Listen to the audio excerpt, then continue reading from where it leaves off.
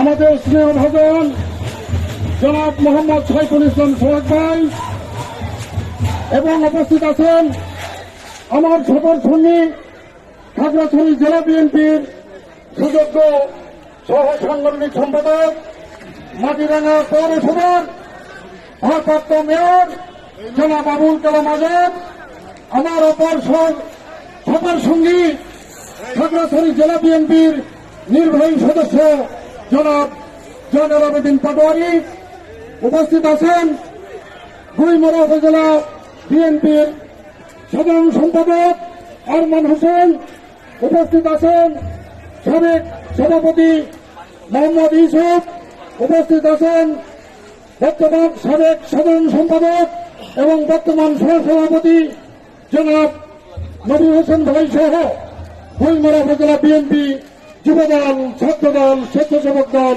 মহিলা দল, জাতি দল, শ্রমিক দল সহ সকল অঙ্গ সংগঠনের নেতৃবৃন্দ, আসসালামু আলাইকুম। বক্তব্য খুবই সংক্ষিপ্ত, অনেক পথ আপনারা আনন্দ মিছিল করেছেন। আমি শুধু একটি কথা বলে শেষ করব, সেটা হল আজকের এই বিজয় দিবসে পার্বত্য চট্টগ্রামের মহামানব জননেতা আদিব ভাইয়ের পক্ষ থেকে আমি আপনাদেরকে সালাম জানাচ্ছি। আসসালামু আলাইকুম।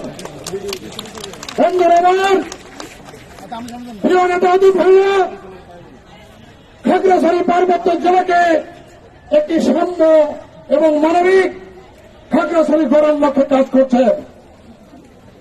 এই গড়ার লক্ষ্যে যদি কোন ষড়যন্ত্র হয়, কোন গোষ্ঠী যদি ষড়যন্ত্র করে, গুইমরাবাসী তাদের দাঁত ভাঙা জবাব দেবে ইনশাআল্লাহ। বিজয় দিবস বলেই আমাদের মনে পড়ে মুক্তিযুদ্ধের রণাঙ্গনের সেবাও সোনার, যিনি অস্ত্র হাতে যুদ্ধ করেছেন, যিনি ঘনজন্মা জ্যোতির্ময় বাংলাদেশের বহুদলীয় গণতন্ত্রের প্রবর্তক, যিনি বাংলাদেশের গণতন্ত্র প্রতিষ্ঠাকারী, স্বাধীনতার ঘোষণাকারী শহীদ প্রেসিডেন্ট জিয়া রহমান। আজকে তার কথা মনে পড়ে। বন্ধুরা আমার, শহীদ প্রেসিডেন্ট জিয়া রহমানের উত্তরাধিকারী জনাব তারেক রহমানের নেতৃত্বে আজকে বাংলাদেশ মেরামতের কাজ চলছে। তাই আমরা বিএনপির হাতকে শক্তিশালী করব। বিএনপির হাতকে শক্তিশালী করার পাশাপাশি গুইমরা উপজেলায় যে সমস্ত প্রশাসনিক সংস্থা রয়েছে, বাংলাদেশের গর্বিত সেনাবাহিনী রয়েছে, আমরা তাদেরকে ন্যায়সঙ্গত কাজে অবশ্যই তাদের পাশে থেকে সহযোগিতা করব। বন্ধুরা আমার, আমি আমার বক্তব্য দীর্ঘায়িত করব না, শুধু একটি কথা বলতে চাই, আগামী জাতীয় সংসদ নির্বাচনে এই গুইমরাবাসী প্রিয় নেতা আদিব ভাইয়াকে বিপুলভাবে জয়যুক্ত করবে। আমার বক্তব্য শেষ করছি। সবাইকে ধন্যবাদ। গুইমরা উপজেলা বিএনপি জিন্দাবাদ। আসসালামু আলাইকুম।